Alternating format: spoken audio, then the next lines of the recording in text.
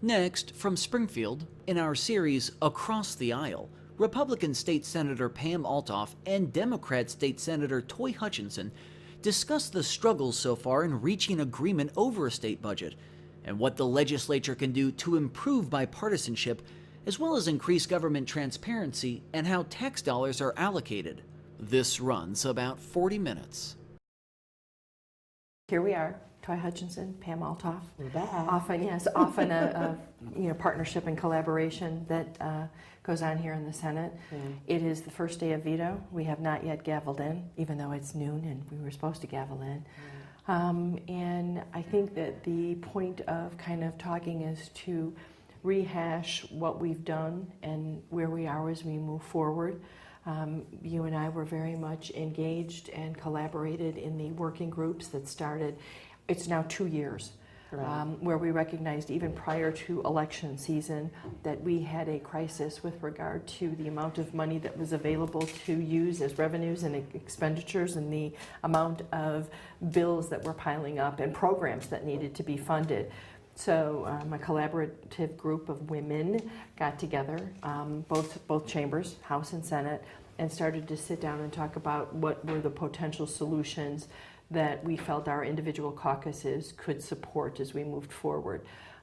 As I sit here, I take credit all the time with my constituents anyway, that those discussions were actually very much the framework of the stopgap budget that was ultimately passed, identifying those programs we thought that absolutely needed to be funded, trying to move forward with additional collaborations and conversations about now what do we do as all of that ends December 31st.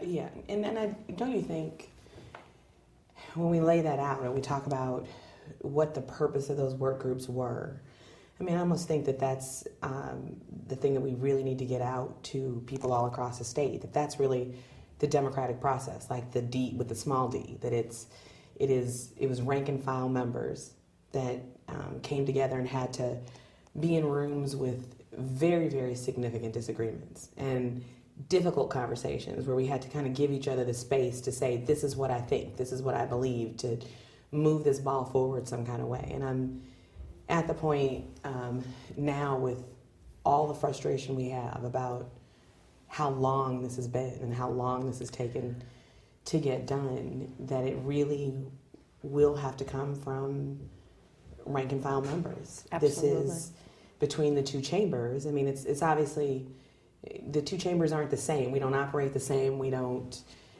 there's much less of us here in the Senate, or as fewer of us here in the Senate.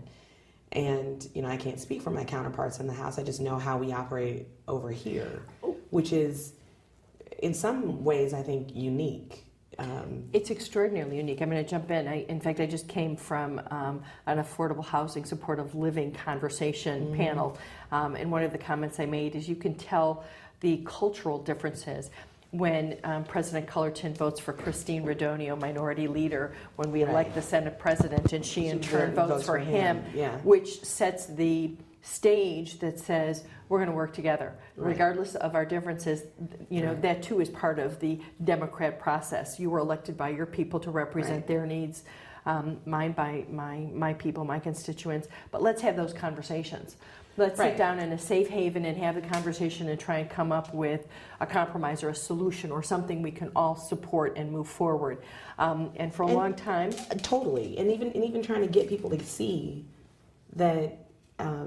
A lot of some of these differences, I mean, there are the big glaring partisan ones, but a lot of these differences aren't necessarily Democratic versus Republican. Right. A lot of them are regional. So when you really understand what the shape of Illinois is, and 102 counties, and every single one of us come to this job having been sent in our districts with a certain constituency, every single one of us.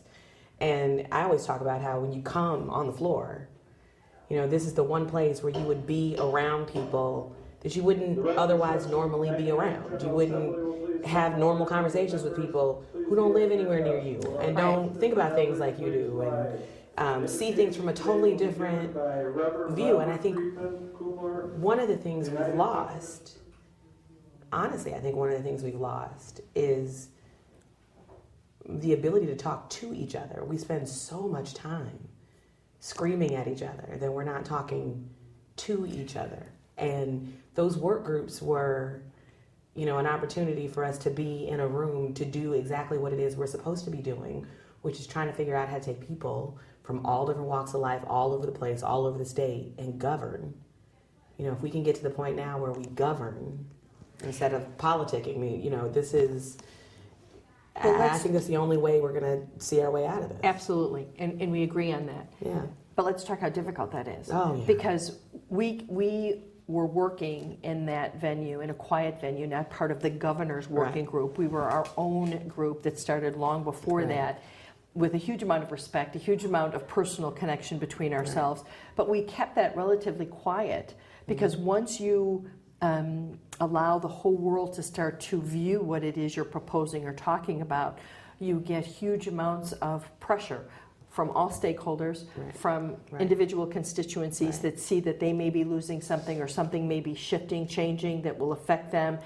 And so, I think that we're at a point in time where the pressures are so great that we have to sit down and we have to come up with solutions, and people have to allow us the ability to have those candid conversations without going, oh my God, they're giving away this, or oh my goodness, they're not getting enough.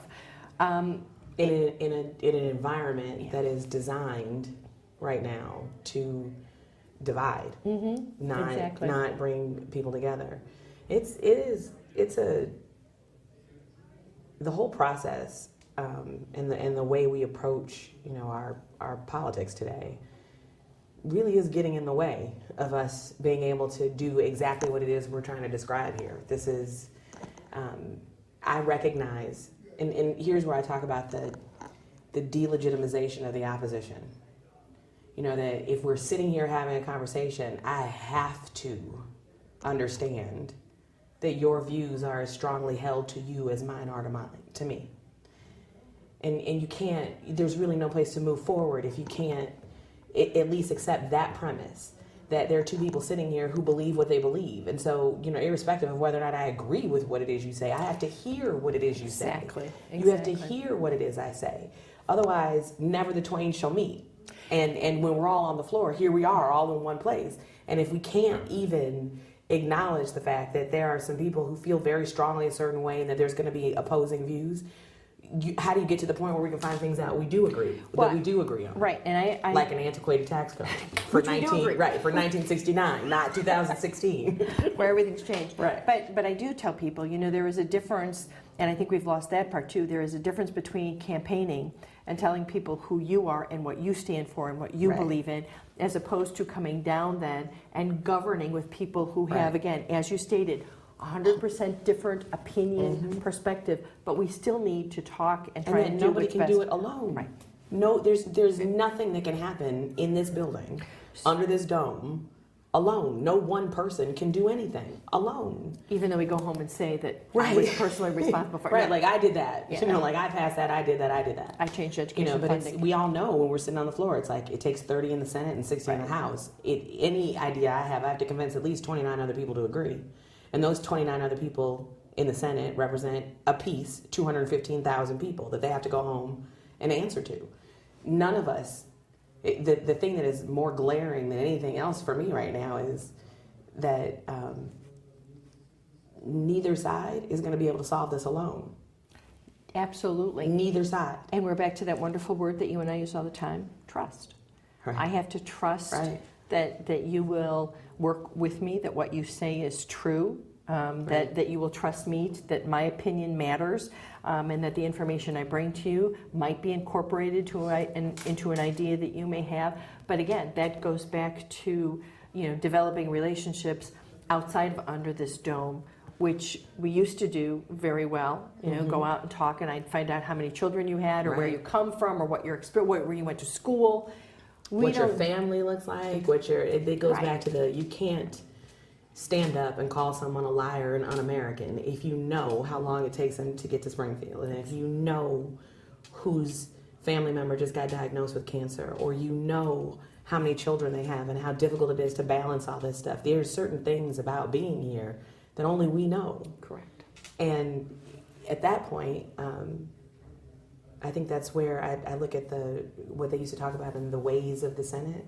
You know, there's only 59 of us on that floor, that we're all elected senators on that floor. There's only 59 of us.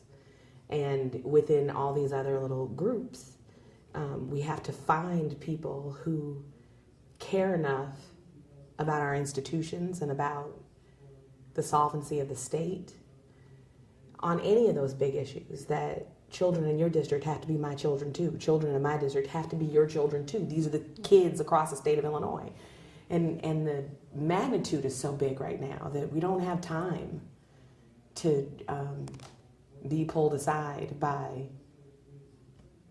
things that don't matter to the folks that are really hurting through all this right now. Like people who don't know what's coming next or when the other shoe is going to drop, or it's just, I would look we don't at have you, time. and I would look at you and say that even recognizing that there is no time and this is crucial and this has to be fixed, December 31st is right around the corner. Right.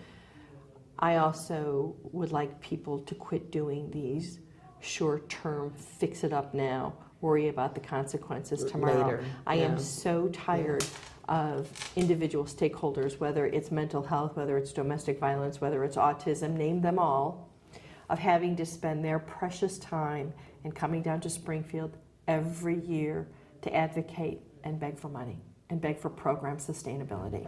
I mean, I just find that to be such a poor use of their time. And when they're trying to actually deliver services. exactly. Absolutely. And so, Absolutely. my ask would be too is that we don't just fix this for tomorrow. These are conversations where we have to find a long-term solution to give people some breathing room so that they're not back here again, oh my goodness, in March. Right. They need to be able to go home and put their programs back together.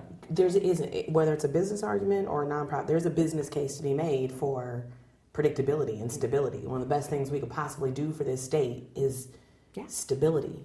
Right. And people understanding exactly where we are so that they can make plans themselves.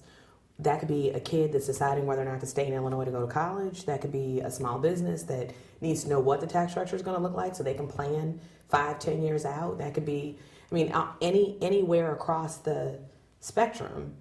Predictability and stability is something that is wreaking havoc everywhere. And so my ask is that we stop talking about taxes in this silo, that as if we don't ever acknowledge what those taxes pay for. So it's on one side we have these conversations only about taxes and nobody wants to pay anymore and everybody gets that. I don't either. And then on the other side, it's like, yes, but we have to pay for this and this. You want domestic violence shelters. We want veterans' homes to be operational and to help with healing and care in their last days and last years. We want Meals on Wheels. We want people to know childcare. Right. We want people to know that when you are at your most vulnerable stage, that there is a safety net for people. And I want to go beyond that. I also want people to know how much effort has gone into our budgeting for results and our GATA programs, which is, yes, nobody wants to pay more money, nobody wants to have to do that, but now we're actually developing, and it's 80% done, a program that will evaluate all of those programs. Are you using the money wisely? Right. And if you're not using the money wisely, why not? Do we need to help you? Do we need to modify, revise, or do we need to eliminate? But there will be a very transparent program which should give taxpayers more less anxiety about where their money, what we're doing. Exactly, Right. where their money's going. And that's what I mean about not talking about, or that's what I mean about talking about taxes without talking about what they pay for. Because I do think that, if we continue to have almost a consumer mentality as it relates to that, people need to have an expectation of a value for what they're getting. How is our educational system? How is our safety? What is the strength of our safety net? What are the core functions of government that we ought to be doing, and are we doing them well? You can have those, and a critique on that can exist in the same place with a critique on what and how much and when are the taxes that we should pay, and they can both be true at the same time. Absolutely. And they can both exist in a space where we can have more than one conversation at a time. We can be working on more than one thing at a time. Because right now, I feel like we're missing the forest for the trees. I agree. And it's And we can every day also- that goes by is just heartbreaking. And we also are doing, I think, a better job of telling people how what we're doing and what they're paying for affects them personally. Right. Whether it's direct access to those services or a better healthy community Correct. or whatever it is, I think we're doing a much better job saying that we're using your money wisely. And I'm not saying we did it well before. In Right. fact, I would tell you we probably we didn't. But Didn't. we certainly have shifted gears and we're walking down that path a lot better today. And I don't think people also recognize that even though we've made great strides, I believe, and we still need to do more, we have a host of new members. Yeah, I mean, yeah. if you look at what's happening, Yeah. even though we talk about term limits again, we have had a huge change. In fact, we were talking today that in the House Republican caucus, over 50% of them are either freshmen or sophomores. Right. If They're you look all at the, new. well, that's the argument I kept saying over and over again. It's like, if you look at the chambers, they turn over. Mm-hmm. They turn over on average every about 10 years. When I look at the picture, like our big picture, our panoramic picture that we take when we first come in, and I have 3 now, it's a totally different chamber than when I first walked in that door. And it's you want people to be able to understand, how things work, have some institutional knowledge, be able to, if you've seen things, over some years, there is value to, this is probably the only job where training, experience Exactly. is a liability. Although it truly isn't, but everybody views it that I way. don't quite Exactly. understand how training, Yeah. experience, and education for this is a liability. I mean, if you're going to go have heart surgery, I kind of want the heart surgeon who's really good at this and has been doing it for a while. For a while, and has Right. seen the Right, bad and right, has adopted right. the good. We Now, talk about gone this are the sometimes. days, I just cannot even imagine. Gone are the days, I think, where this is a place where you come and park for your whole. I think that's a societal shift. I mean, it's no different than the job prospects out in the community anyway. Most people change jobs every 5 to 7 years. Right. Every 5 to 7 years. That's what tends to happen. But we're in a really unique time, and I don't want to understate, because I feel it. I feel unsettled. I feel nervous. I feel Anxious. worried. I feel anxious. I feel all of those things because, I'm raising children in this environment as well. I need this state to be the best it can be, not for just mine, but for all of our kids. And when I look at what's happening right now, I am more determined than ever to be a voice for what we can do better. Because we cannot. I mean, what's the definition of insanity? Does everything You over keep and doing over. the same thing over and over and over again, expecting somehow something to be different. And this is this is the time where I think all of us will be tested and all of us will be challenged because, it's easy to be statesman-like in good times. Well, It's much more difficult to be statesman-like in bad times. in bad times and in times where the atmosphere is and can be as toxic as it is. And the time of saying to people, we're working on it. We recognize that problem. We're working on it. Right. We've done that. We've done that for 2 years. Right. We're way beyond that. We now have to work on it and come up with a solution that we can pass that gives comfort and actual stability to individuals. And again, you're right, whether it's not-for-profit, whether it's business, whether it's our schools, we have to give some stability to the people that live and work in the state of Illinois. And that's what hopefully we'll be able to accomplish. This is, if we can keep talking. So between you and I, what do you think about lame duck? You think that any of this is we're going to use this opportunity to actually sit down and try and craft something so we don't wait for new members and have 12, 13 days of absolutely no authority to spend any money whatsoever? Or do you think that there will be an effort? I'll start it and tell you, I think that there'll be a strong effort in the Senate. I do believe that President Cullerton came right out after the election and made a comment. Governor Browner came in and concurred and responded to that. So I think that there'll be some effort here. I think so. Yeah. I think shame on us if there isn't. I think we need to tamp down all of the hyperbole surrounding lame duck. When you are elected to serve in your office, you are elected to serve until the day you are no longer in that seat.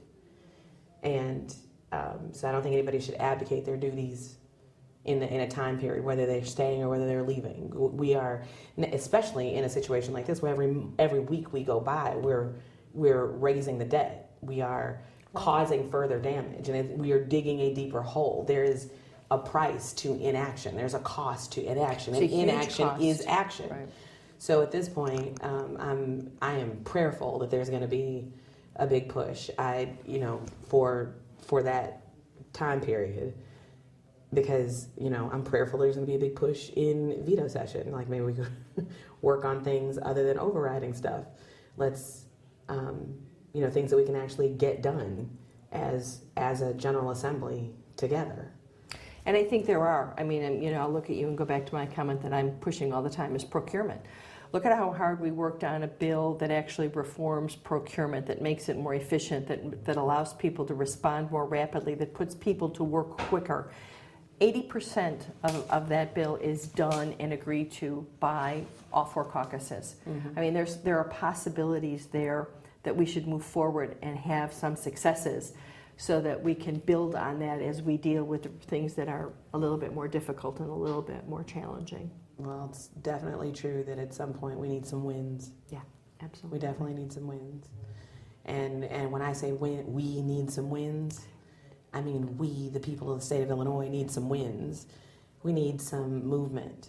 And, there were a lot of really good pieces of legislation that happened over the last over this last cycle. Some really good ones. You were working? We were working. We were working. Hours and hours of those work groups on top of also other pieces of legislation we were working. But certain things that I'm really proud of. I'm proud of the campus sexual assault bill. I'm proud of the fact that we all came together in that bill, and that was another piece of unanimous action for all of our schools here. I'm proud that there were a number of pieces of legislation that we passed that when you look at the roll call, it belies what you see over the general airwaves, that we never talk and we never work together and we never agree, because the big marquee disagreements are the ones that get all the ink. But there have been some really outstanding pieces of legislation that were then signed by the governor over this last cycle. Our criminal justice reform. That was an excellent piece of legislation. And it was an example, again, and people come to it for different reasons. And I'm okay with people coming to that for different reasons, as long as we get that yes up on the board. Well, and as long as we have a piece of legislation that tries to address as many of those concerns as is possible, without undermining. We really are in a moment in time, and I think one of the things that'll be significant is we'll start to see voices raised, and I'm excited to see, a level of, I don't know another word for it besides statesmanship. But I think it is statesmanship. we need it. I think we need people to step up and speak up and do it in a way that allows folks to hear. Absolutely. Which is different.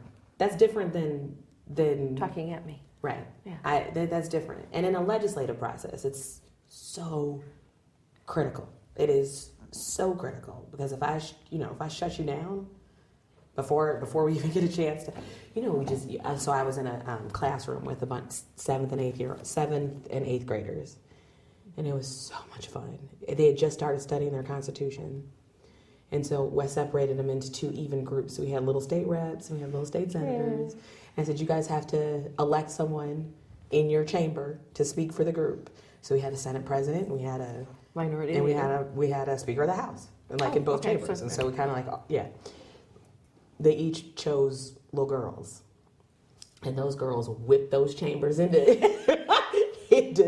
I'm telling you, it was watching them do it and watching them take multiple votes, and then peeked over the crowd and I said, okay, now I need you to get your yeses to talk to your no's. And you have to get your no's to talk to your yeses, because in a democracy, majority rules. So whatever the majority of you all say is going to be what the vote is over here. And I did it in the same, in the other chamber. And they debated, and it was about whether or not the state of Illinois should create a bill that keeps anybody under 13 off social media. So it was something they were interested in. They all had social media accounts. They were engaged. They were debating. They all came up with things that one kid said we should call T-Mobile and Verizon and Sprint and tell them that they should come up with an app that that captures age and sends an automatic email to parents to let them know that a minor is trying to get a social media account. I said, we shouldn't laugh because that'll happen. I know. I said, that'll happen. Because, and then the conversation in there was that our laws have not kept up with our technology. So when you guys think about this, don't think about this in terms of your social media account. I want you to think about your little brother or sister. Yeah. Think about people who live on your block. Or think about if anybody you know has ever been bullied. It has to be bigger than you. And so the bill failed in both chambers. Clearly, they were like, no, we're not kicking ourselves off social media. Yeah, right. But in the conversation afterwards, I remember asking our Senate president, and she was just as cute as she could be. I said, what do you do next? The bill failed in both chambers. What do you do next? And she thought for a second, and you could just see when she clicked, she said, you redraft. I said, right, why do you redraft? She said, because if you take what some of the people who said no to first, and you incorporate, she didn't use the word incorporate, she said if you add in what some of the people who said no wanted in the thing, then maybe you'll get them to say compromise? Yes the second time. And I said, right, and what does that do? And again, she said, you make it better. Yeah. And in that conversation, it was the way this works, the way our system is designed, the way our democracy is designed, is that you have to take into consideration the opposition. And when you take into consideration the opposition, things change and you make it better. It's the only way you can move forward. Those kids, I'm telling you, with all the stuff that's going on around the world right now, they refueled me. I mean, I cannot tell you watching this, because at the end I got to say, there is honor in this. There is honor in public service. There is honor in caring about things bigger than you. There's honor in this. And you guys can't vote, but this all belongs to you. It was so wonderful, so much fun. And in an hour, they got public speaking, they got negotiation skills, they got a little civics lesson. It was so moving to me to watch these kids debate. And then I said, what was one thing civilly as well? Civilly, okay, right. That's it. Okay, and so this one kid cracked me up, because I said, what surprised you about this whole thing? He goes, I didn't think there was going to be this much opposition, especially since you got a social media account. I mean, his point was, you have one. Why would you vote against that? And even that piece of it was right. Like, even if you think this makes all the sense in the world, and this is the way I view this, there's going to be somebody who doesn't. But there's going to be somebody who doesn't. Let's go back to the circle again, the conversation we had from the beginning. You have to be open enough to hear that conversation and take it in. Otherwise, you never have that understanding. No, and you never get to it. You never find the sweet spot. Yeah. You never find the sweet spot. And, we're not all going to get everything we want, but the game is to move this ball forward.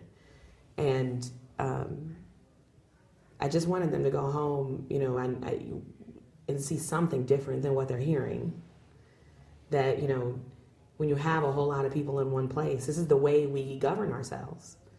This is unique to this country. This is the way we govern ourselves. And it is hard, it's messy, it doesn't come in a nice, neat little bow, and it's not designed to. Well, we represent diverse people. This is a big, huge, diverse, dynamic country. 102 And we just saw that with our federal election, but bringing it back to state, 102 counties with different challenges depending upon where they're located geographically, depending upon how large their population is, what they have in the way of economic development around them. We all come from different perspectives, and we need to share, otherwise we don't learn. Yeah, absolutely. And at some point we got to get that, there's a greater Chicago metropolitan area, and then there's 93, 94 other counties that look more like each other than they do that. we And talked if about you don't know that, if you've never seen it, you never traveled, you never left your district, you never. And I think almost one of the things we might need to start talking about is inviting other members into our Right. districts and doing Do you remember- conversations like that, because people need to at least see why this is important to me. Do you remember And I when can the see Farm why this Bureau is did important that? to you. Right. The Farm Right. Bureau partnered the Right. people from Chicago The and some of the legislators, right, yeah. right, and you got to go down and I you think got to we, see the members, need to do challenges. it. Yeah, no, I You know, agree. like, And there's a template though. If you live way up north, go visit somebody way down south. You know, like this is. If you live in the western part of the state, go see what it's like on the eastern part of the state. Some of the border issues, you know, whether you border Wisconsin, Indiana, or whether you right. border Wisconsin, whether you border whatever state you border, some of those issues are the same. But then some of them, depending on the local economy around that area, Right, are are very, completely very different. Very, very different. And so there has to be some way for us to put these pieces together again so that we can recognize that, yes, we advocate for our own districts, but we're all here on behalf of the state. It goes back to the same thing. You have to create an environment of trust and collaboration Right. so that you can move that forward and have Right. those conversations and not feel that because you have a different opinion, it's somehow going to be criticized before you have an opportunity to express it. I know, like And when we it's- said, how am I supposed to negotiate with someone I'm supposed to kill? Exactly. You just Can't do that. Can't do that. There is no negotiation that happens in an environment like that. And So, we talk a lot about property taxes up by where we are and how high they are and what a problem is. I don't think there's That's- anybody that doesn't talk about property taxes. But that is very unique to the Collier County area. Mm-hmm. If you go down to Peoria, if you go down to Bloomington, you don't have any of those similar issues. So again, when people get frustrated, that's because it is unique to a very specific Mm-hmm. geographical area and isn't shared necessarily with the rest of the state. Right. We have to educate. And school systems. And school systems, And how, yes. I mean, Yep, school, yep, all exactly. across the state, Yep. the primary funding for that is property Property taxes. taxes. So, you know, I have conversations all the time. Like, what would your property taxes be if we could take the majority of the burden off the local tax system? That was, it results in wildly disparate funding levels for, you know, various places all across the state. And, you know, until we're talking about all of these kids, like they're all our kids. Right. If a kid can't And they read should in have the Peoria, same I should be opportunities. worried about it in Olympia Fields. I should know if there's somebody who, you know, is losing their home because it's moving too fast because they just cannot keep up with all this in McHenry. We should care about it in Kankakee because it's the variations of these things are happening all over the place. If we can, and I think now more than ever, start to look at this as a state. As a whole. That this is a state. This is our state. This is our state. This is our home. It's just as much my home as it is yours. We can be much more successful if we work together and we have building blocks that we put up together than ripping each other apart and saying, I'm not going to work with you and I'm never going to Right. listen. And I know this It's sounds huge. incredibly Pollyanna-ish. I mean, for people to listen, I mean, no, I just mean, you know, we all exist in the partisan world that got us here. And you know, that compromising is selling out. And I think that is, you know, there are some principled things where, you know, we're just on opposite sides of those things. There's some, and we can't not acknowledge that. We can't, you know, like I see the world differently. I see the impacts differently, and I deal with those impacts differently. You know, it is, everybody has their truth. Absolutely. So, And I have to respect that as you have to respect mine. right. And that doesn't Right. make you a bad person and No, it doesn't it- make me a bad, it just means that on this issue, We may That's- not, and right? that's- and And that's okay. it is. It's okay. That is okay. And this is what I mean by everybody knows where we are right now. That this has been absolutely horrendous. Everybody knows where we are right now. And we know that there are people who can, you know, the people who were in the work groups were, you know, working really hard at trying to lift us out of this. And I know that there are, you know, people who are looking at this like, that's all fine and dandy. Like, you two get along, that's great. But dude, what about the chambers? What about the leaders? What about the governor? What about, you know, all those things? And I think that's the piece that is really, really difficult to talk about, because part of it's a combination of, there is the external political environment. We just came through a very, very long, Election. divisive, Yeah. contentious election in this country. And so we can't understate the need enough about how we're, if we keep on this path, really horrible things can happen. So, all right, I'm going to ask you, and we just had this conversation, a little bit hard for some people to come back into the chamber and say, oh, yay, I'm going to work for you because we're going to be friends now. After millions of dollars saying I'm crooked. Right. And we all said it.